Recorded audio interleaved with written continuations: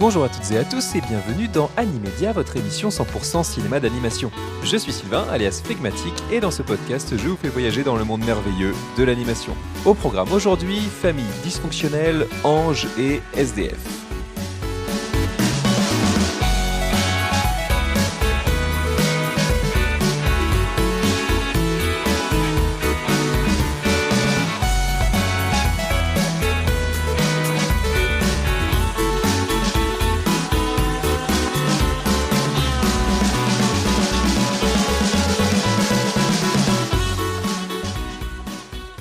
Oh, oh, oh, la famille. Nous sommes le 24 décembre et le dernier épisode d'Animedia pour cette année 2025 est donc un épisode de Noël. Joyeux Noël à tous, j'espère que vous allez passer ces fêtes en meilleure compagnie possible auprès de vos proches, de ceux que vous aimez. Et de mon côté, il est temps de se lancer dans un épisode un petit peu spécial. Je me suis décidé sur le tard, mais j'ai fini par me dire que l'occasion était trop belle de vous parler d'un film que j'adore, et puis en plus parfaitement adapté pour l'occasion, d'autant que je me suis rendu compte que ça faisait longtemps que je n'avais pas parlé dans le podcast d'animation japonaise. Le film dont nous allons parler aujourd'hui, c'est Tokyo Godfathers de Satoshi Kon, sorti en 2003. Et parce que c'est Noël, même si le film a plus de 20 ans, rassurez-vous, il n'y aura pas de spoiler. Je vous rappelle la structure de cet épisode. On va commencer par une partie critique où je vous donnerai mon avis sur le film. Vous avez compris, je l'aime beaucoup comme le reste de la filmographie de Satoshi Kon d'ailleurs, dont je vais parler un petit peu plus longuement dans la deuxième partie, la partie contexte, où j'élargirai pour vous parler un peu plus longuement de ce regretté réalisateur qui fait partie des grands noms de l'animation japonaise. J'enchaînerai ensuite avec la question rituelle de tout épisode d'Animedia, à savoir c'est pour qui Tokyo Godfathers, et je lui décernerai ensuite une note sur 5 pour le replacer dans le grand classement Letterboxd du cinéma d'animation. Et je terminerai en vous présentant les principaux films d'animation en salle à voir pendant les vacances en famille. Allez, sans plus attendre, enfilez votre manteau, on part pour les rues enneigées de Tokyo.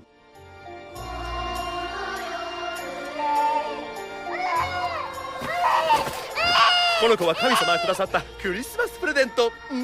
私たちの子供よ。ええ。だいたいこんなとこで赤ん坊の泣き声してる方が変じゃん。だからって俺たちに何ができるんだ。親を探すわ。探すったってつまり俺たちはてめえの面倒一つ見られないろくでなしの仲良し3人組だ。十分やったじゃねえか。アクション映画の主役じゃねえ。僕たち年末の大掃除に来ました。ちょっと小さいか。À Tokyo, pendant les fêtes de Noël, 3 amis sans abri trouvent un bébé abandonné et une mystérieuse clé dans son couffin. Ils décident alors de retrouver la mère du nouveau-né, marquant le début de folles aventures à travers la ville qui les confrontera à leur passé respectif. Tokyo Godfathers est sorti au Japon le 8 novembre 2003 et le 7 décembre 2004 en France, uniquement en DVD. Il est réalisé par Satoshi Kon et co-réalisé par Shogo Furuya. Le film a été écrit par Keiko Nobumoto et Satoshi Kon. Au casting VO, on retrouve notamment Aya Okamoto, Toru Emori, Yoshiaki Umegaki et Mamiko Noto. Le film a été produit par le studio Madhouse. Alors je vais être clair d'entrée de jeu, pour moi, Tokyo Godfathers, c'est à la fois le meilleur film de Noël qui existe et en même temps le moins bon de la filmographie de Satoshi Kon. Ce qui en dit long à la fois sur le niveau moyen des films de Noël, mais aussi sur la qualité globale des films de Satoshi Kon. Parce que, là encore sans rien vous cacher, Tokyo Godfathers c'est avant tout un très bon film. Et ça, je vais vous faire comprendre dans cette première partie, et on parlera un peu plus du reste de la filmo de Satoshi Kon ensuite. Bon, déjà, ce qui est évident avec Tokyo Godfathers, c'est que c'est un film sur la famille. Normal pour la période de Noël, me direz-vous, sauf que là, on parle d'une famille pas tout à fait comme les autres. En premier lieu parce que ce sont 3 sans-abri, et puis ensuite par leur profil. Je vais vous les présenter un par un. Jin est un soi-disant ex-coureur cycliste qui a plongé dans la misère après avoir perdu femme et enfant. Hana est une ex-drag queen travestie qui a perdu son compagnon et choisi la rue après avoir agressé un client dans le cabaret où elle travaillait. Et Miyuki est une adolescente qui a fugué après une dispute familiale. Tous les 3, ils reforment leur propre clan qui va s'apparenter en fait à une famille. On va retrouver le schéma classique si vous voulez. Anna, elle est très émotive, Jin, il est très protecteur de Miyuki, qui n'en fait qu'à sa tête et qui ronchonne comme une ado normale finalement. C'est cette famille loufoque qui va se retrouver avec la responsabilité de s'occuper donc de ce bébé abandonné qu'ils vont retrouver littéralement dans les poubelles, et qui va révéler leurs histoires familiales enfouies au fil des péripéties. Là où l'histoire va encore plus loin que ça, c'est qu'on croise tout au long du film différentes familles qui représentent des formes complètement différentes. Je vais vous en citer quelques-unes, là encore sans spoiler, vous inquiétez pas. En clair, on a pêle-mêle un mafieux qui voit sa fille se marier avec un homme qu'il aime pas du tout, un homme de main à lui. On a une famille japonaise entre guillemets classique, mais où finalement le mari est alcoolique et la mère dépressive après avoir fait une fausse couche. Une famille latino-américaine où le mari est tueur à gages, mais la femme est une mère de famille hyper attentionnée et tendre. Et aussi un club de travestis qui peut devenir là encore une famille de substitution et la tenancière devenir une maman pour les différentes personnes qui travaillent là-bas. Donc l'idée pour Satoshi Kon, c'est pas tellement de remettre en cause le modèle traditionnel et de dire que regardez, il y a un modèle qui est mieux que l'autre, mais c'est de montrer que chaque famille est unique, que ce soit au sens littéral ou des familles recomposées, les familles qu'on se forge nous-mêmes, et que toutes cachent en leur sein des drames plus ou moins irrésolus, des non-dits, des mensonges, etc. La famille, globalement, pour Satoshi Kon, en tout cas dans ce film-là, c'est un modèle fragile, propre à chacun, dont il faut prendre soin et pour lequel il faut se battre afin de la préserver. Et c'est exactement ce que vont faire les trois personnages. Ils se battent pour rendre l'enfant à sa famille, après avoir très sérieusement, dans un premier temps, pensé à garder l'enfant pour eux-mêmes. Et tout ça dans une période de fête qui est forcément propice aux regroupements familiaux, où normalement on fait en sorte de se retrouver tous ensemble, parfois un peu de mettre sous le tapis quand même ce qui nous sépare pour se concentrer plus ou moins artificiellement sur ce qui nous rassemble. Là, ça dépend de votre niveau de proximité avec votre propre famille à vous, parce que le film se passe pas simplement la veille de Noël par exemple, mais il s'étale sur toute cette semaine, toutes les fêtes. En fait, il va du 24 au 31 décembre.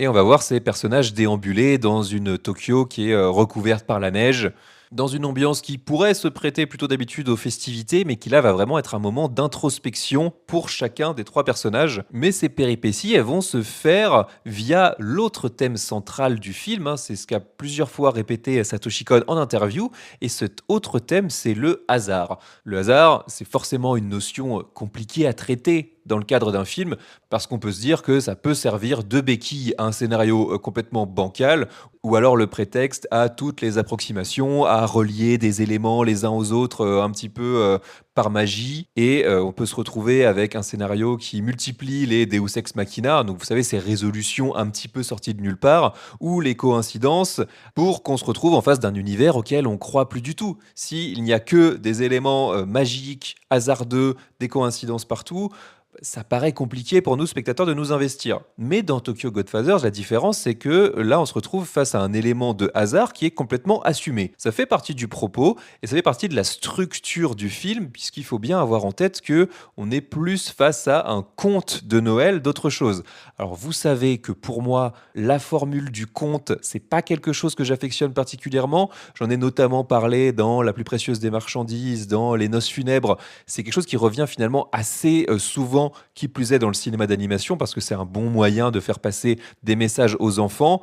Là, l'idée, c'est moins de faire passer un message que d'avoir un schéma de narration assez clair, et puis de faire un petit peu revivre aussi cette magie de Noël au sein d'un environnement qui est très réaliste. Et puis, ce que j'ai tendance à ne pas trop apprécier dans les schémas narratifs de contes, c'est qu'on a souvent pas mal de raccourcis, et puis des personnages sous-écrits, souvent des archétypes, ou alors des personnages très monolithiques qui remplissent un petit peu une fonction prédéterminée, sauf que là, on n'a pas du tout ça, et même ça fonctionne carrément bien. Pourquoi ? Eh bien d'abord, comme je l'ai dit, les personnages sont top. Les trois personnages principaux, ils sont super, ils sont hyper bien creusés, ils ont chacun le droit à leur propre arc qui va retrouver une résolution à la fin du film. Je vous passe là encore les spoilers parce que chacun ment un petit peu au début, ou en tout cas va donner des éléments qui vont permettre de comprendre sa backstory, son histoire avant qu'il se retrouve à la rue. Et ça aide aussi à sortir du schéma classique, je sais pas, le papa un peu bourru, la maman, hyper émotive et l'adolescente renfrognée. On va leur donner beaucoup plus de substance à travers le film. Ensuite, l'autre élément que j'aime beaucoup, c'est que ces, interventions «divines», hein, entre guillemets, elles ne sont pas là pour résoudre des problèmes qui sans ça seraient impossibles, mais à l'inverse, à faire avancer l'action, l'intrigue et comme je l'ai dit, à développer les personnages. Oui, tout ça est parfaitement irréaliste. On a bien l'impression de se retrouver face à une espèce d'opération du Saint-Esprit, quoi, si vous voulez. Mais quelque part, elles sont nécessaires et elles sont nécessaires surtout à ce que les choses se finissent bien. Parce que oui, spoiler, Tokyo Godfathers est un film qui se finit bien, promis, c'est le seul que je vous donne dans cet épisode. En plus de ça, je trouve que moi, il y a un effet comique qui est pas désagréable, hein, notamment un running gag avec un personnage de taxi qui revient à plusieurs occurrences dans le film, parce qu'il y a ça dans les petits hasards, coïncidences du film, ça va être des rencontres avec des personnages, des petits éléments qui vont se répéter comme ça, mais c'est surtout une manière de récompenser nos trois sans-abri de leurs bonnes actions en fait. Ils recueillent un nouveau-né, ils essayent, ils se démènent pour faire en sorte de le ramener à ses parents. Ils ne se contentent pas de s'en débarrasser en le donnant à la police et voilà, basta. Ils agissent pour essayer de faire revivre ce noyau familial. Et puis voilà, ça sert aussi tout ça à appuyer le fait que ce bébé est entre guillemets béni des dieux. Enfin voilà, il y a comme s'il y avait quand même d'une manière générale un ange qui se penche sur lui, ou trois anges en l'occurrence, hein. La thématique de l'ange revient hyper régulièrement dans le film, que ce soit de manière très littérale. On va avoir à un moment donné un personnage déguisé en ange qui va retrouver un de nos trois personnages principaux, ou alors le bar de drag queen dans lequel a travaillé Hannah qui s'appelle la Angel's Tower. Enfin voilà, c'est quelque chose qui revient très régulièrement. Mais tout ça, ça veut pas dire pour autant que le film tombe dans le prosélytisme ou la propagande catholique, si vous voulez.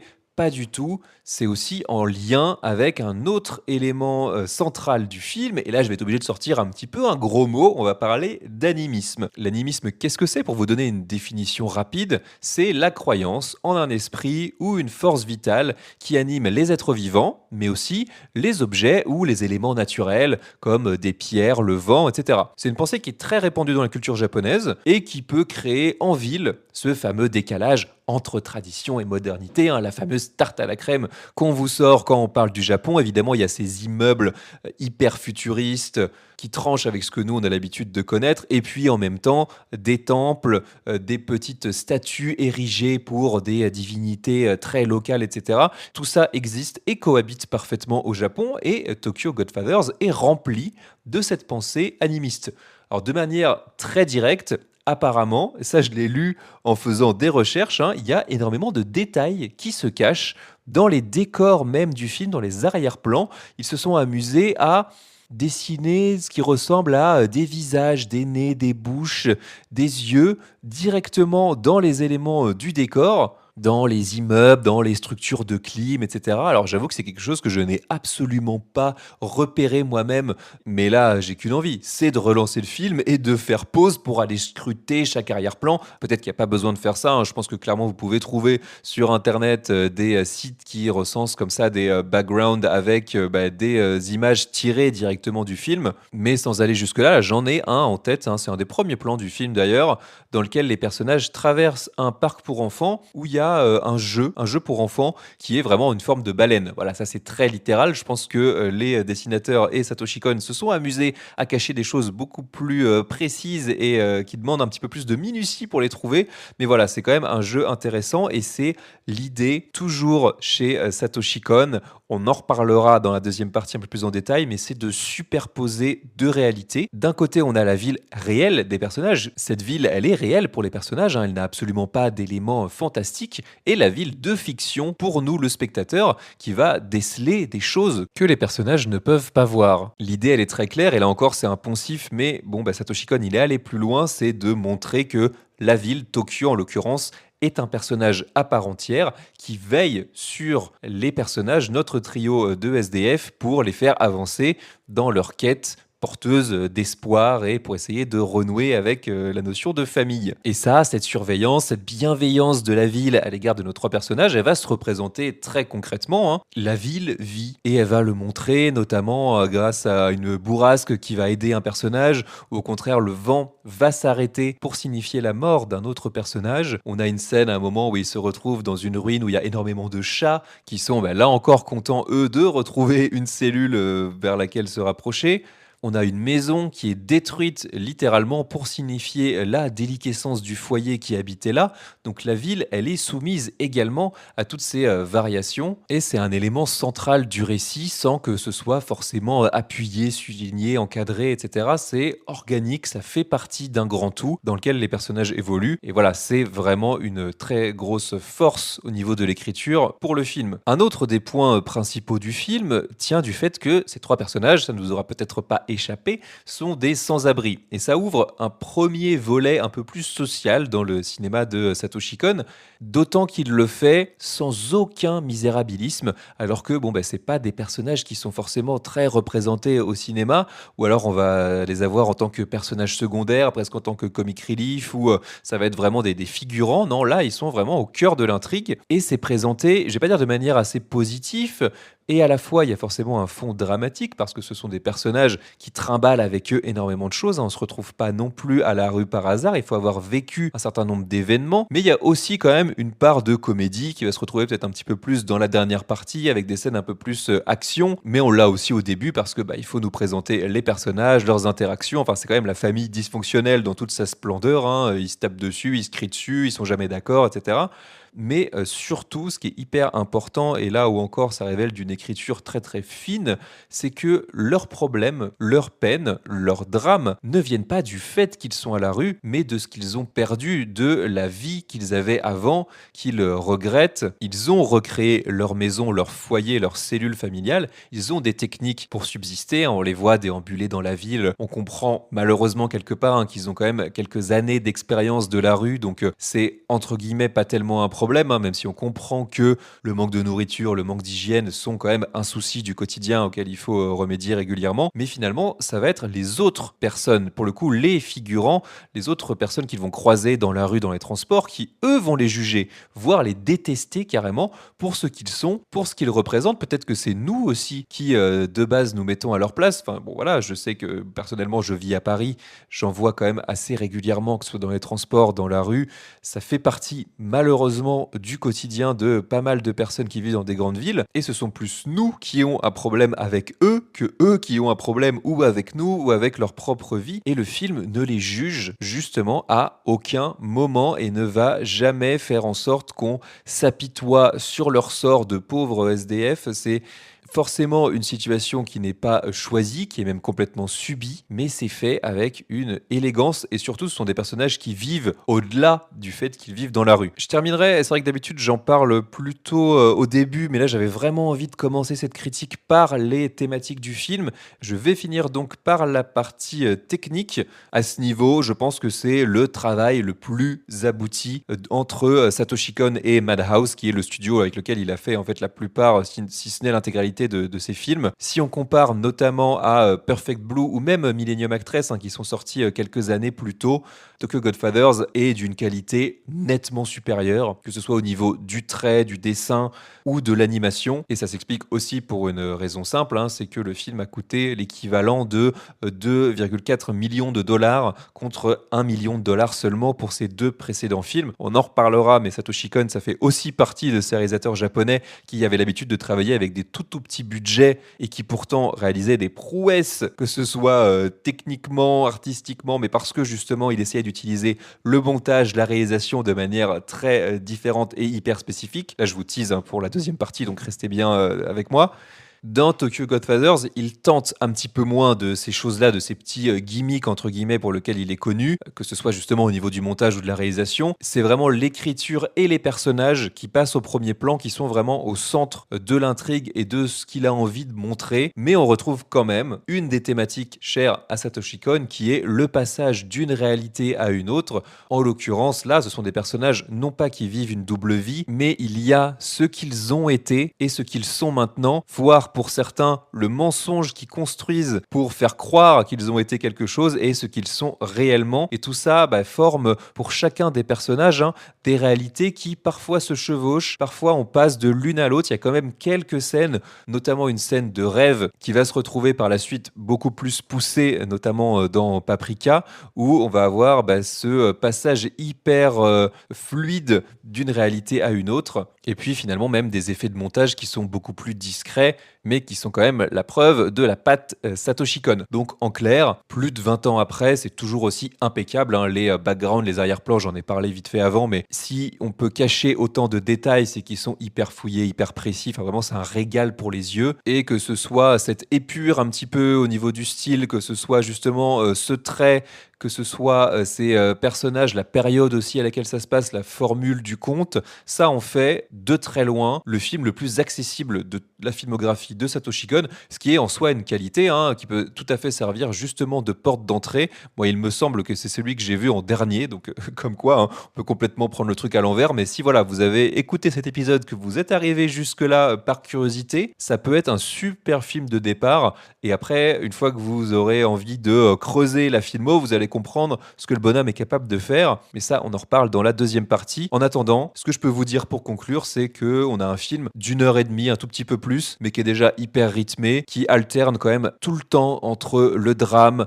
la comédie, l'action pour finir. On a une galerie de personnages hyper bien écrits, même les seconds rôles, on leur donne suffisamment de matière pour qu'ils existent, alors que, je le dis, la réalité du film est fantasmée quelque part. On est sur un pur conte, et pourtant on a l'impression d'y être, on a envie d'y croire, et je pense que c'est ça vraiment ce qui fait l'essence et la réussite de ce film, c'est que on y croit, on est avec les personnages. Donc que vous ne l'ayez jamais vu ou que vous le connaissiez déjà, que vous souhaitiez le voir en famille ou pas, c'est un super film à voir pour les fêtes. クリスマスの奇跡だね。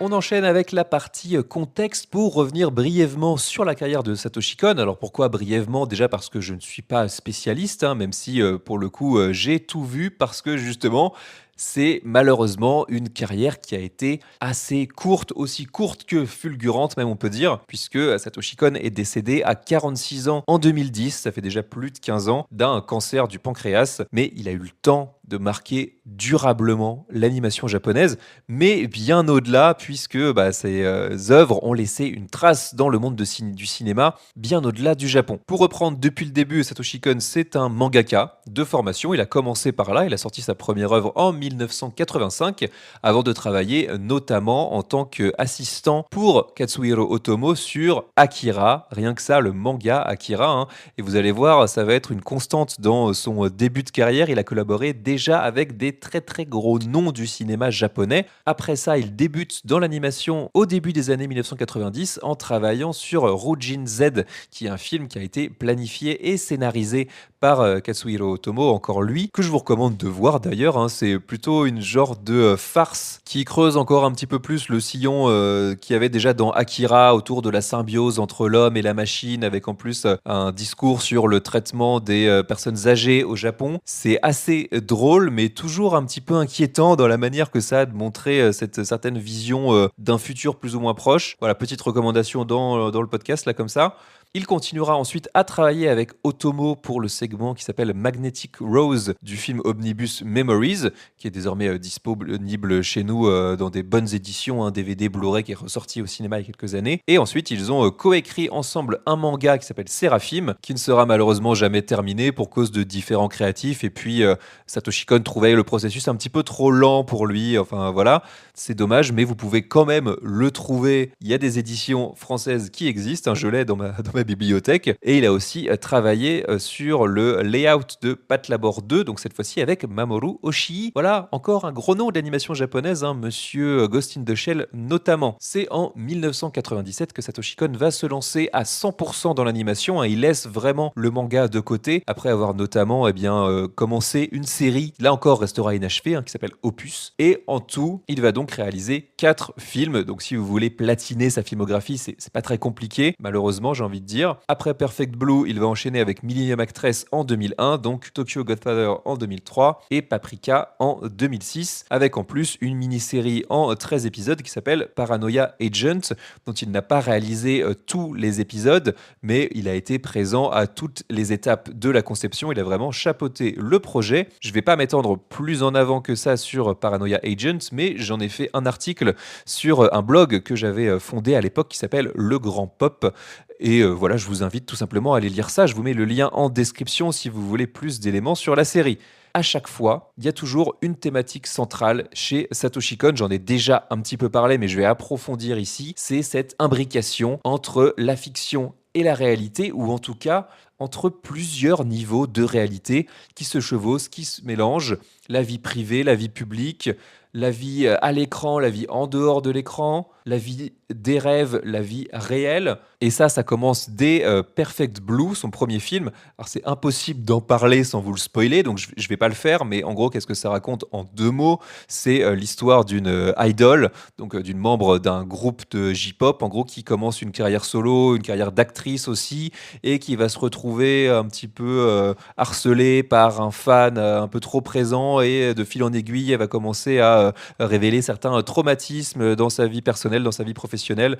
Tout ça va se mélanger dans un grand tout, un grand marasme qui va partir assez loin. Je vous en dis pas plus, ça fait partie vraiment des monuments de l'animation japonaise des années 90. Déjà, dès son premier film, il pose quand même un gros jalon. Et ce film aussi, il était ressorti à la fois en salle et à la fois dans une nouvelle édition 4K, restaurée, etc. Donc ça se trouve très bien aujourd'hui. Mais pour moi, cette grande thématique autour du cinéma de Satoshi Kon, elle est vraiment magnifiée dans Millennium Actress, qui raconte, là je peux vous en dire un petit peu plus, c'est l'histoire d'une grande actrice japonaise fictive, qui raconte elle-même sa vie à travers ses rôles les plus marquants. Et là encore, on va avoir cette imbrication permanente entre les films dans lesquels elle a joué et sa propre vie, avec les personnages du présent du récit qui vont s'intégrer à ce qu'elle raconte. En plus de ça, il y a une surcouche là-dessus qui raconte en creux l'histoire du cinéma japonais, des films de sabre traditionnels au drame historique contemporain jusqu'à la science-fiction. Enfin voilà, tout y passe. Ça va hyper loin, c'est hyper deep, mais il n'y a pas besoin d'avoir toutes ces connaissances-là pour juste être pris par le récit, par les personnages, par cette science du montage, du rythme. C'est un film qui dure 1h20, qui est hyper bien calibré, hyper bien pensé de A à Z. À mon avis, c'est son plus grand film, celui qui allie le mieux à la fois l'écriture des personnages, le propos, le montage, la réalisation. C'est exceptionnel, Millennium Actress. Là encore, j'avais eu la chance de le découvrir en salle au moment de sa ressortie. Et puis tout simplement, si vous allez sur la page Letterboxd d'Animedia, vous verrez qu'il est dans mon top 4 des films. Donc c'est pas pour rien, voilà, ça fait partie pour moi là encore d'un des jalons de l'animation japonaise et même au-delà. Vraiment d'avoir découvert ça au ciné, c'était un gigantesque choc pour moi. Ensuite donc il y a eu ce petit hiatus à la télé avec Paranoia Agent dont je vous ai parlé un petit peu plus tôt, avant donc de malheureusement clore sa carrière en 2006 avec Paprika, qui est sans doute son film le plus connu. Je pense que celui-là en l'occurrence il avait dû sortir en salle chez nous, et c'est aussi celui dans lequel il s'amuse le plus avec son concept de réalité alternative grâce à cette entité immatérielle qui s'appelle justement Paprika, qui est capable à la fois de se balader entre les rêves de différentes personnes, mais aussi d'apparaître dans le monde réel. Et vous avez dû voir ces séquences passées, que ce soit sur les réseaux ou sur YouTube, c'est quand même quelque chose qui se sait maintenant pas mal. C'est une influence majeure pour un film comme Inception par exemple, la scène du couloir notamment, mais il y a d'autres éléments comme ça qui font partie des influences du film. Nolan ne l'a jamais avoué, de la même manière que Darren Aronofsky, que ce soit pour Requiem for a Dream ou pour Black Swan, c'est énormément inspiré de Perfect Blue, de certains moments hyper visuels dans le film. Paprika, c'est vraiment un must pour ça. C'est là qu'il développe, je trouve, le plus son concept de coupe entre guillemets impossible, en tout cas qui serait impossible dans le cinéma live action. Lui dit qu'il monte, qu'il coupe trop rapidement pour pouvoir faire du live action. Sur ce sujet, je vous renvoie vers une vidéo assez courte là encore, mais qui explique très bien ce concept-là, d'une chaîne YouTube qui s'appelle Every Frame Painting. Là encore, je vous mets le lien en description. Je vous file des devoirs comme ça pour les vacances de Noël, mais c'est bien, vous avez le temps, c'est les fêtes après tout, tranquille. Mais c'est tellement un cinéaste qui a inspiré énormément de contenu que forcément il y a beaucoup à voir et à lire et à redécouvrir, alors même, comme je l'ai dit, qu'il a sorti uniquement 4 films et une mini-série. Et puis peut-être pour conclure sur Satoshi Kon, c'était aussi un créateur engagé qui a contribué à créer la Japan Animation Creators Association, qui est une association qui vise à sensibiliser aux conditions de travail précaires des jeunes animateurs. D'ailleurs, il y a une partie de l'intrigue de sa mini-série Paranoia Agent qui traite justement de la pression mise par les studios d'animation sur les dessinateurs. Donc c'est en plus quelque chose qui infuse sa créativité. Donc vraiment, on est sur un espèce de virtuose qui aimait travailler avec son médium, qui ne voulait faire que de l'animation pour pouvoir s'éclater à fond et tirer profit le plus possible des capacités de l'animation, en plus d'être un mec qui était engagé pour son art. Si on dit que les meilleurs partent le plus tôt, en l'occurrence lui, c'est clairement ça. Il travaillait en plus au moment de sa disparition sur son nouveau projet qui s'appelait Dreaming Machine. Mais si vous voulez plus quelque part de Satoshi Kon, je vous renvoie vers un documentaire qui est sorti sur lui et sur sa carrière en 2021 qui s'appelle Satoshi Kon l'illusionniste. Voilà, un devoir maison de plus. Je ne l'ai pas vu, mais je vous avoue que je l'avais vu passer à l'époque. Et puis là, le fait de me renseigner, de me replonger dans son œuvre comme ça me donne clairement envie d'y jeter un œil. Voilà, c'est un grand monsieur, c'était un grand monsieur de l'animation japonaise et du cinéma au sens large. Il fait, à mon humble avis, partie des plus grands, même si voilà, sa carrière était beaucoup trop courte. Et j'avais vraiment envie de lui rendre hommage dans un épisode d'Animedia. Voilà qui est chose faite. Et puis maintenant, on a toutes les fêtes pour aller regarder tous ces autres films.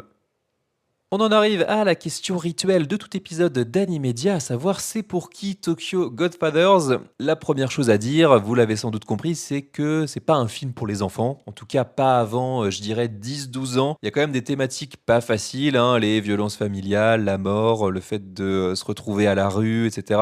Il y a aussi des mots durs, moi je trouve au début en tout cas envers le personnage de Hana, qui est donc ce ancien drag queen travesti homosexuel. C'est avant tout, comme le reste de la filmographie de Satoshi Kon d'ailleurs, un film d'animation pour adultes, à revoir à différents âges de sa vie pour s'identifier justement aux différents personnages. Ça m'a déjà bien secoué là au revisionnage en tant que futur papa, alors j'imagine même pas en tant que jeune père pour le coup. Et comme c'est aussi un film qui traite de la famille sous toutes ses formes et nous montre plein d'exemples de familles, j'ai pas envie de dire tous plus dysfonctionnels les uns que les autres, mais en tout cas avec différents degrés de fonctionnalité, forcément ça nous renvoie aussi bien à la nôtre, à ce qu'on en pense, qui plus est pendant cette période de Noël. Mais rassurez-vous, d'un point de vue positif, on n'en ressort pas du tout avec le bad ou etc. C'est au contraire quelque chose qui donne un petit peu de baume au cœur. Tokyo Godfathers, je l'ai dit, ça se finit bien. Donc rassurez-vous, c'est un bon film pour les fêtes. Et puis, ce n'est pas pour vous si, je sais pas, vous êtes trop jeune ou alors vous avez perdu cette magie de Noël. Non, je le conseille même justement à des gens qui sont pas familiers ni du cinéma de Satoshi Kon, ni de l'animation japonaise et même qui n'apprécient pas particulièrement l'animation japonaise à la base. Comme je l'ai dit, c'est sans aucun doute son film le plus accessible. Et d'ailleurs, si vous êtes à Paris pour les fêtes, j'ai vu ça que le film est programmé au cinéma L'Épée de Bois, rue Mouffetard, quasiment tous les jours jusqu'au 6 janvier. Donc si vous voulez en plus le découvrir sur grand écran, eh bien ma foi, faites-vous plaisir. On en arrive à la note pour replacer Tokyo Godfathers dans le grand classement Letterboxd d'Animedia et je vais lui décerner la note de 4 sur 5. Point positif, je l'ai déjà plus ou moins dit, mais c'est un film que j'aime beaucoup. Plus de 20 ans après, c'est toujours aussi bon, que ce soit au niveau de l'animation, du trait, des arrière-plans. Je mets même un point bonus, ça j'en ai pas parlé, pour la déformation des visages par certains moments. On a des scènes plutôt comiques où les personnages s'engueulent et c'est vrai que Satoshi Kon n'hésite pas à exagérer les proportions, les déformations du visage, la bouche, les yeux, etc. Ça fait une petite rupture de ton hyper sympa. Les personnages principaux, justement, c'est un gros point fort du film. Ils sont tous hyper creusés, ils sont tous très différents, ils sont tous traités, je trouve, à part égale. Il n'y en a vraiment pas un qui bouffe l'autre.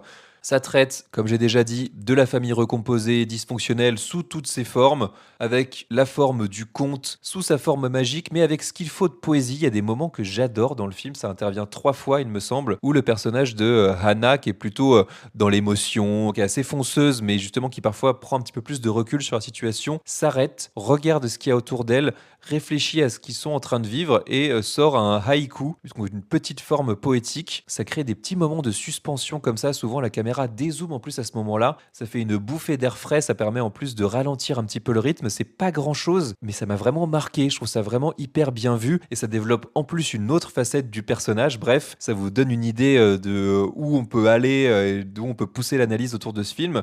Je l'ai dit aussi, mais on a quand même un regard assez inédit sur les sans-abri, sur le fait de vivre en étant sans-abri. Et à l'arrivée, je pense que quand on met tout ça bout à bout, on a tout simplement le meilleur film de Noël de l'histoire. Et je parle de vrais films de Noël, hein, venez pas me sortir Die Hard ou L'Arme Fatale. Bref, les points négatifs, bon, j'ai pas grand chose à dire en vérité. Moi, j'ai pas grand chose à reprocher au film, si ce n'est d'être le moins bon, comme je l'ai dit, des Satoshi Kon. Mais bon, est-ce que pour autant ça en fait un mauvais film? Bien sûr que non, j'espère que vous l'avez compris. Et puis, bon, peut-être qu'il faut quand même pousser un petit peu la suspension d'incrédulité pour accepter les nombreuses coïncidences. Mais comme je l'ai dit, le hasard, ça fait partie des thématiques du film aussi. Donc à partir du moment où on rentre dans cet univers mi-réaliste, mi-fantastique, mi-irréaliste si on veut, eh bien c'est bon, tout roule et puis l'histoire défile les 90 minutes, on les sent pas du tout passer. Dans le classement Letterboxd d'Animedia, cela replace Tokyo Godfathers derrière Paprika, mais aussi Perfect Blue. Moi, je vais Millennium Actress tout en haut. Mais bon, voilà, vous l'avez compris, c'est le 4e sur 4 dans la filmographie de Satoshi Kon, ce qui ne veut pas dire qu'il ne faut pas aller le voir, j'insiste. Je le mets au même niveau que Klaus, en tout cas dans la notation, pour vous parler donc d'un autre film de Noël tout à fait plaisant à regarder, qui est lui disponible sur Netflix, et ça le met devant Anastasia de Don Bluth.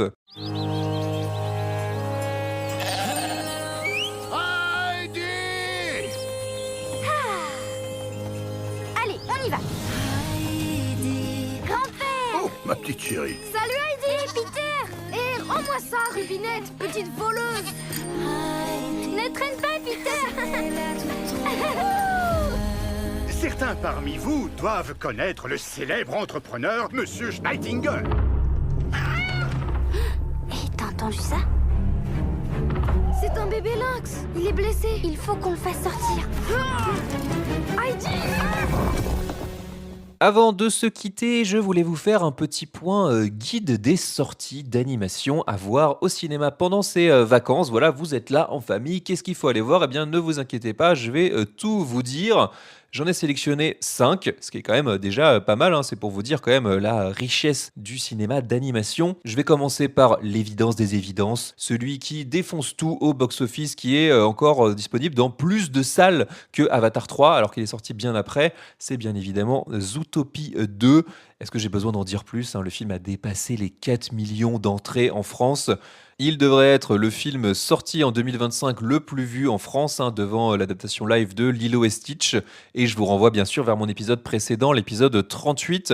Moi, de mon côté, je suis un peu plus mitigé, hein, que j'ai l'impression l'ensemble des spectateurs sur le film. Mais voilà, en famille, si en plus vos enfants ont déjà vu le premier Zootopie, ça me semble être la sortie incontournable. J'enchaîne avec ce qui a pour moi été une belle surprise, qui est Heidi et le lynx des montagnes. C'est donc une nouvelle adaptation d'Heidi, la petite fille qui vit au début du XXe siècle dans les montagnes suisses allemandes. Et en l'occurrence, là, c'est en 3D plutôt classique, mais en même temps plutôt quali, hein. Visiblement, c'est la même direction artistique que le nouveau dessin animé Heidi qui est sorti ces dernières années. Mais il y a eu vraiment un gain de qualité assez fou au niveau des décors et des environnements. C'est magnifique. J'ai eu qu'une envie après la séance, c'est de tout plaquer pour aller vivre dans un chalet dans les montagnes avec une vue sublime sur les Alpes suisses. Enfin, vraiment, ça donne envie à ce niveau-là. Donc déjà, le contrat, il est rempli, hein. On y croit. Vraiment, on croit à cet environnement-là. C'est hyper beau. Et puis, pour le reste, c'est une bonne petite histoire à voir en famille, avec en plus une petite critique sur le modernisme à marche forcée. On aime bien en ce moment où on essaye de nous gaver d'IA par tous les ports. Et puis surtout, on aime le lynx. Le lynx, la famille lynx. Ils sont quand même beaucoup trop mignons. Et quand on est un amateur des félins comme moi, qui en est un qui dort juste à côté de moi alors que j'enregistre, eh bien forcément, ça marque quelques points. Troisième recommandation à vous donner, c'est un petit peu le Maman j'ai raté l'avion de 2025. Ça s'appelle Panique à Noël et c'est un mélange d'animation et de live action dans lequel des souris qui sont pour le coup animées repoussent une famille d'acteurs live qui viennent passer les fêtes dans la maison de famille dans laquelle les souris ont élu domicile. Donc voilà, elles étaient en gros pépouses à se dire super, on va passer un super réveillon et puis cette famille débarque pour venir les perturber. C'est de la bonne petite comédie familiale, drôle, efficace, c'est correctement fait. Je trouve que ça manque quand même un poil d'inventivité. On vient quand même nous teaser un genre de dératiseur qui a un chat et jamais on a la confrontation entre le chat et les souris. D'ailleurs, c'est un petit peu bizarre. Ça, vous l'avez compris, ça va pas révolutionner le genre, mais j'ai vu suffisamment de fois quand j'étais petit Maman, je m'occupe des méchants, donc le Maman, j'ai raté l'avion 3, hein, que je sais que devant ce genre de film, les enfants vont passer un bon moment. Donc vous pouvez y aller les yeux fermés si vous voulez mon avis. 4e film dispo au cinéma pour ces fêtes, c'est finalement un film d'Halloween de Noël qui s'appelle La Fabrique des monstres. Donc si vous voulez une contre-programmation, hein, si vous êtes un anticonformiste de Noël et que vous préférez une relecture de Frankenstein à la sauce gentil monstre pour les enfants, eh bien vous avez donc cette Fabrique des monstres. Là encore, il y a un petit souci pour moi qui exploite pas complètement le potentiel, c'est que la plupart des monstres font un petit peu tapisserie, hein. Grosso modo, il y en a un qui sort du lot. Le personnage principal qui s'appelle Petit Cousu, je trouve qu'il manque énormément de charisme, mais le film en soi est suffisamment dynamique pour qu'on se laisse emporter par l'ambiance. Il y a des passages de comédie musicale qui fonctionnent plutôt bien avec des chansons qui restent pas mal en tête après la séance, hein. Donc en soi, encore une fois, le pari est complètement rempli. Et puis en plus, là, on s'y attend pas forcément, ça donne une petite critique de la société de spectacle et de l'aveuglement des masses. Donc voilà, c'est finalement assez riche en termes de thématiques pour que les parents s'y retrouvent aussi. Attention, de ce que j'ai vu, c'est pas forcément le mieux distribué, donc peut-être ne tardez pas trop avant d'aller le voir. Et enfin, je termine avec, ça va être plus rapide parce que c'est celui que je n'ai pas vu dans les 5, mais bon, il existe, alors je vous en parle. C'est Mission Père Noël, et là, on est sur quelque chose de beaucoup plus classique pour le coup, hein, de ce que j'ai vu à travers la bande-annonce. On est sur un film en 3D, donc là encore, du basique à l'heure actuelle, où un lutin découvre que le Père Noël a disparu, incroyable, et que les cadeaux sont en fait préparés et emballés dans des grands bureaux futuristes aseptisés. Donc il part à la recherche du Père Noël pour faire revenir évidemment la magie de Noël. Une fois qu'on a dit tout ça, je pense qu'on peut le conseiller à un public quand même assez jeune, hein. Je pense que ça marche mieux sur des enfants qui croient encore au Père Noël. Voilà, pour le reste, à mon avis, je privilégierais un des 4 que je vous ai cités plus haut, mais j'en rajoute, allez, un petit bonus pour la route, parce que si jamais il passe toujours à côté de chez vous, que vous êtes passé à côté, ça peut arriver, c'est évidemment le bon moment pour aller voir en famille Arco, voilà, qui reste à l'affiche dans quelques cinémas. Là encore, je vous renvoie ensuite vers mon épisode que j'avais fait au moment de sa sortie. Allez, et puis je vous rajoute une dernière recommandation, une recommandation podcast cette fois-ci, puisque j'ai été invité par l'ami Menro pour être le host de la 4e cérémonie des Pop d'Or dans le Grand Popcast. En quoi ça consiste ? Eh bien tout simplement, avec l'équipe complète du Grand Pop, nous avons remis nos prix pour décerner le meilleur et le pire de la pop culture en 2025. Là encore, je vous mets le lien en description. Allez écouter ça, ça vous fera une petite liste de courses aussi pour les 12 mois à venir, hein. Et puis comme ça, vous m'entendrez aussi parler d'autre chose que de cinéma d'animation. Ça y est, nous arrivons à la fin de cet épisode d'Animédia spécial Noël. J'espère qu'il vous a plu, j'espère que une nouvelle fois vous êtes bien entouré pour écouter ça. Écoutez-le en famille, pourquoi pas, partagez-le autour de vous, parlez-en si vous écoutez le podcast le jour de sa sortie le 24, et bien parlez-en le soir au repas de Noël, le 25 au repas de Noël, faites-le tourner dans votre entourage, bien sûr, ça me ferait énormément plaisir et ça contribuerait à faire perdurer tout simplement la magie de Noël, mais aussi quand même à faire connaître ce podcast au plus grand nombre, d'autant qu'il est disponible sur toutes les plateformes d'écoute de votre choix, Spotify, Apple Podcast, Deezer, Podcast Addict et YouTube. Évidemment, abonnez-vous, laissez des étoiles, pas que tout en haut du sapin, mais aussi sur le podcast. Et puis, comme je l'ai dit, partagez-le. Et puis, venez me dire sur les réseaux sociaux, sur Blue Sky, Instagram et TikTok, @AniMediaPodcast, non seulement ce que vous avez pensé de Tokyo Godfathers, si vous l'avez vu pour les fêtes, mais aussi de quel film vous êtes allé voir en famille pour les vacances. Bref, je vous souhaite le meilleur à tous et nous, on se retrouve en 2026 pour ce qui devrait être un épisode spécial Animedia Awards où je décernerai mes prix pour récompenser le meilleur de l'animation 2025. D'ici là, portez-vous bien, bien sûr, voyez de bons films d'animation seuls ou en famille. On se retrouve en 2026. Des gros bisous, ciao ciao.